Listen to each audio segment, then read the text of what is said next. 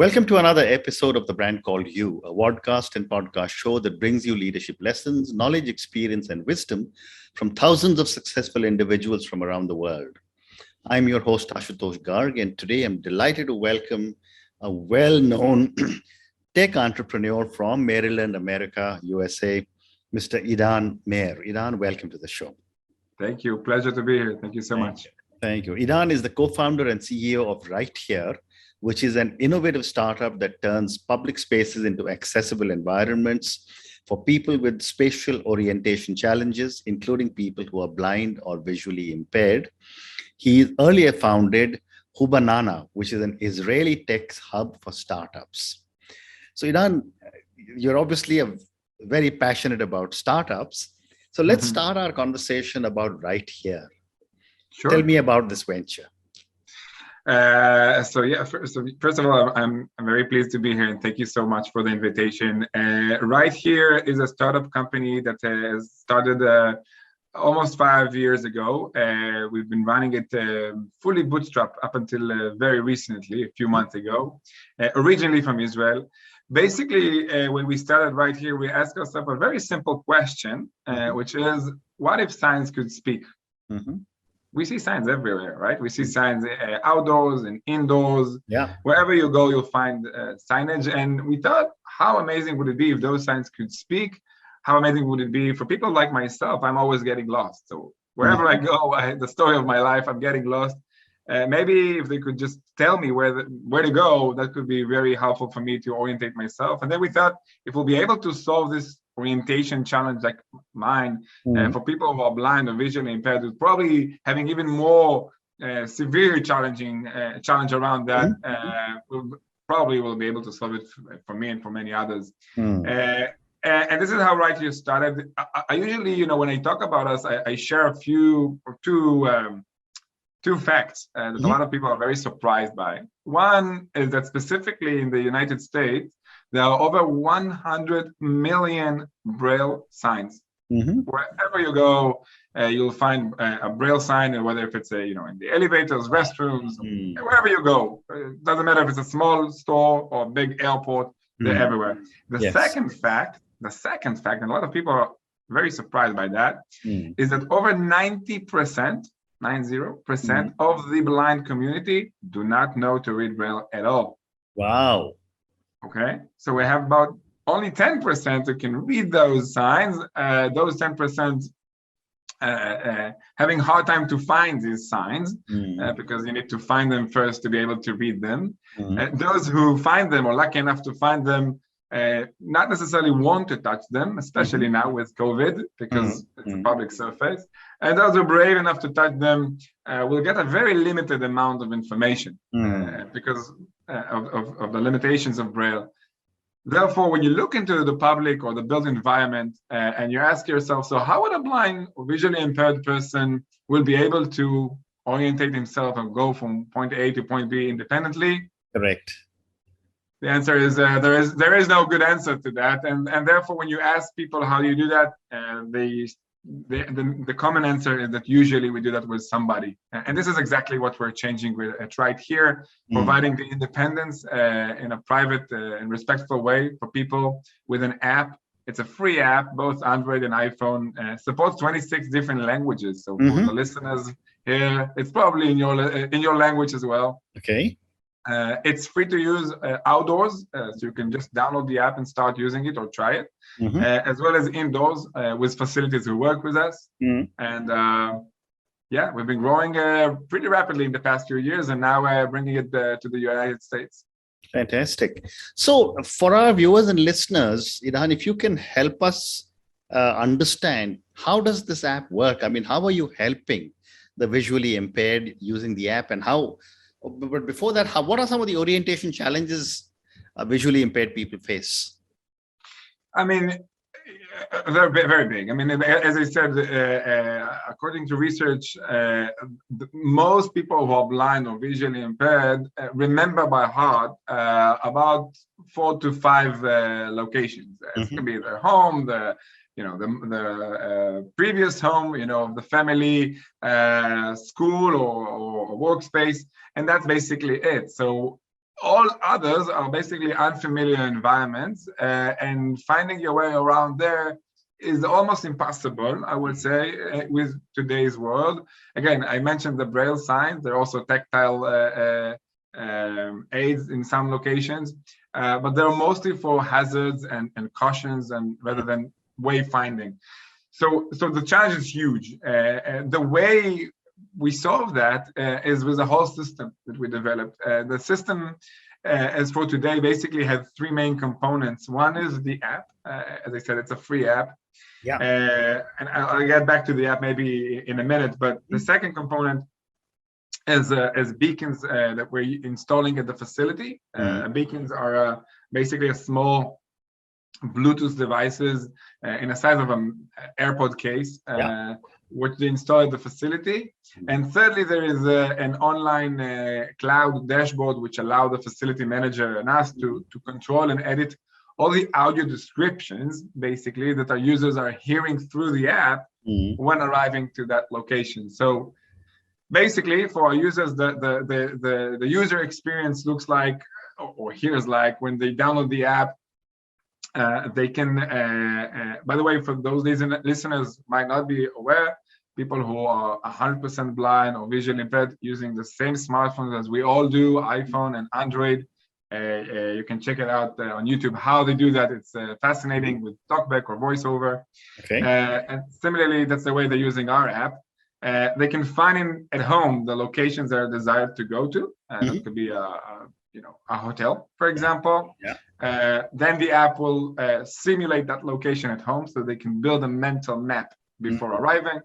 They can navigate there with an outdoor experience of just like Google Maps or Apple Maps, or just with Uber and Lyft arriving to the destination. And then when arriving, they will hear audio descriptions indoors about where they are, what is there, what's around them, who can they call for help if needed, and many more features like that, ultimately allowing them being more independent. Amazing. And when I was reading about you, you also talk about an indoor positioning system. Right. How does this work? So I think, just say the whole indoor positioning and navigation space, I feel like it's one of the holy grails today in the high tech in general. There's so many different applications that can be done with that. Obviously, we do not have GPS in an indoor environment. So all the biggest companies you can think of, from Google, Facebook, Apple, Intel, all the rest are working on that. There are a few technologies today that are available and affordable on the shelf. Actually, there for a few years now. One of them is the beacons or iBeacon technology, which we're using. I think that although this, like every other technology, has its own limitations. One of the, I think, big advantages of the beacon technology is the fact that it's very easy to install, maintain, and provide a good enough, I would say, level of accuracy. Again, depends on the use case, but at least on the orientation use case, like what's RightHear is offering, it's definitely there. So this is the positioning system we're currently working. We're always developing and upgrading to the next, but very interesting. We're using today. And what you said was that someone who's visually impaired can use some maps and then be able to make a mind map in their own way. But if I'm, for example, visually impaired, and if I'm walking from my home to a hotel, how are you able to pick up any kind of a problem on the pavement or any kind of a problem of traffic? How is that being picked up? Wonderful question. So at RightHear, at least, we are 100% focusing on the wayfinding layer, the orientation layer, and not at all about the obstacles along the way. So avoiding obstacles along the way, as you asked, can be overcome through other skills that these users have, whether it's through the white cane they're using or the guiding tool that they might be using. at RightHear, we're not about avoiding obstacles whatsoever. There are so many other skills that helps with that. It's obviously still a challenge. It's not like it's been solved totally. It's still a challenge, even with other skills, but it's not a challenge that we are addressing, at least not as for today. For the moment. And now there are also a lot of, devices available which you can wear, which with wearable devices, which will not just give you a simulation of what to expect, but is also able to transmit through vibrations to your other senses. Now, is that something that you're also looking at? We are looking at a lot of things at RightHear, to be honest. So obviously, the whole wearable, I don't know if to call it a revolution, but the whole wearable scene is something we're looking at, especially, I would say, the smart glasses. We've seen, I see them already in the stores, like the Ray-Ban stories by Facebook and Ray-Ban and similars. There are definitely a lot of different applications for our audience that can be done on that. Some of them are already being tested. Others are still in an early design stage. I think, I always said that as technology is evolving, we'll see more and more apps and software and different technologies to solve these challenges. But and technology is always evolving, as everyone knows. But what isn't necessarily a change is the principles behind it. And I think what we put a lot of focus early on is about, I would say, 2 or 3 main principles. One is the fact that it has to be for independence. And not, when I say independence, meaning not relying on other people, not even if remote, being totally independent. It's a whole different feeling, and knowing that you've done it by yourself without anyone else involved in the loop. Secondly, is the fact that it has to be private. Nobody needs to know where you go. Nobody needs to walk with you wherever you go, or know that you've been there. So giving it as a very private experience. And thirdly is the fact that it has to be free to the end users. We don't think that the users need to pay for the world to be accessible. And just like you've never, and it might sound obvious. Unfortunately, it isn't. A lot of I think a lot of these other solutions we can find out there are cost, and sometimes heavily cost. We don't think that it is right. Happily, we have a different business model where the facilities are paying for that, just like they're paying for a ramp or an elevator for with on wheelchairs. So these are the main principles we put behind it, and with the technologies is ever evolving. Fantastic. So one of the other challenges that people face with technology, and I'm talking of people who are seniors, people of my vintage, is how do you handle such technology? So I wanted to ask you, how easy is RightHear to use by people across age groups? Yes. First of all, absolutely, and I guess I always need to mention with our principles, when we think about accessibility, it's not just for people in a certain age group or in a certain region, or even iPhone users rather than Android users. It has, when we think about accessibility and inclusive design or universal design, it has to be easy to use and effective for everyone, including everyone. It's obviously a challenge from the design and development perspective, but it's a challenge we are happy to take. We have a lot of users. I don't have a percent here to share, unfortunately, but I have a good feeling that at least a third of our users are in the elderly or later age. And in every test we do with our users group, there are at least a few that are older than the others using it. It's been, we put a lot of effort to make it as simple as possible. I think one of the ways that made it simple to users to use it is the approach that we're taking. And the approach we're taking is having an orientation experience rather than a navigation experience. Because, and what I mean by that is that the goal isn't necessarily, as you might use Waze or other navigation apps to get to a certain destination, but knowing where you are, what's there, what's around you, so you have more confidence to possibly navigate to another point in the space. So you can think about us more as talking signs, as a sign would help you, rather than a Waze type of app. I believe that this approach is more basic in having your confidence in public space. Yeah.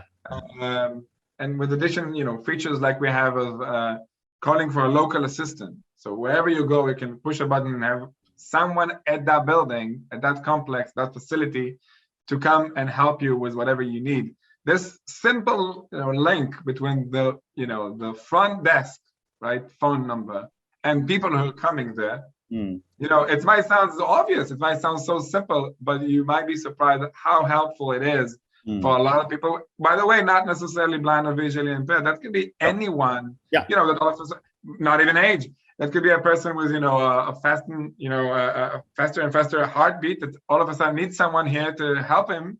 There you go. You don't need to go for Google. Well said. Well said. And would you have any interesting anecdotes to share from your users, so that my viewers and listeners can understand what you're doing for people? Yes, I will. Well, we have a lot. We have a whole playlist of users' testimonials in YouTube. But one that got to mind and might be relevant to at least some of the listeners, because wherever you are, RightHear is effective outdoors, freely everywhere, indoors only in locations that we work with. So I'll give an example in the outdoors, so it could be maybe effective for all listeners everywhere.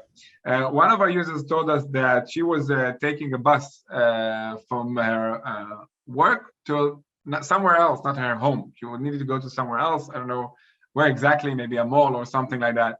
And she wasn't sure where is her bus stop to get off the bus. And she's tried to learn it, but you know how it is. You're getting on the bus, and then and she's blind. And then she went to the driver and asked, "Hey, can you please tell me about this street so I could take off the bus?" And he said, "Yes, of course." And the buses, continue, and she's kind of starting to worry. Maybe he remember me, maybe he's not. Maybe he remember me, maybe he's not.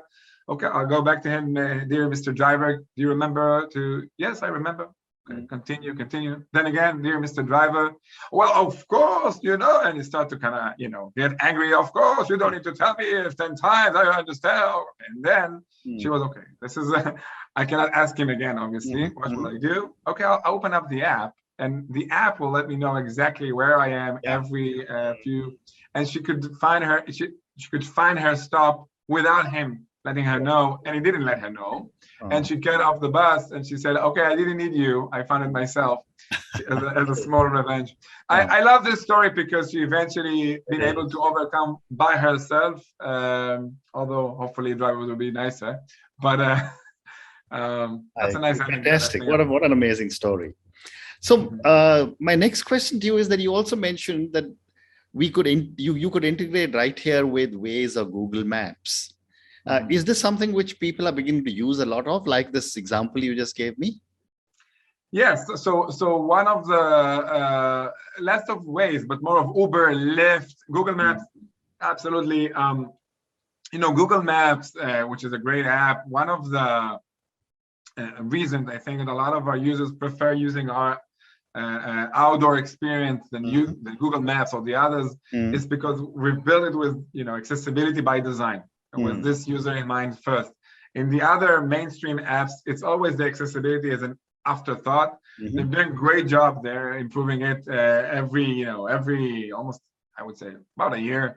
Great progress, but still it's most of the time as an afterthought. One of the integrations we have, which I can share with Get, it's like similar to Uber, is that once the passenger, the user, want to arrive to a certain destination, it can pick up this Get from the app, and the driver getting another message, not just there is a passenger that want to go to a certain destination, you get another message of, hey, this passenger might be visually impaired. Please look for him rather than he'll look for you. I don't know if you have ever tried to order a cab with your eyes closed. You won't know if the cab arrived or not Absolutely. You won't know. So if the drivers know that you won't look for him, but he needs to look for you, it makes the whole, onboarding on the cab easier. And it's one of the ways we integrate that. We have other, of course, integrations, but this is a wonderful. One more question relating to RightHear, and that is this available all over the world? And if yes, how do people contact you? So not yet in all over the world. We're not yet in all, like in Asia, we still need to, there's some countries that we're not available yet, but in most parts of the world we are. The way we are planning to expand it is by working very closely with the community. So therefore, I'm very welcoming everyone who's listening here is interested in our vision and mission here of making the world more accessible, to contact us, to contact me personally, and we'd be happy to collaborate and work towards having more locations accessible.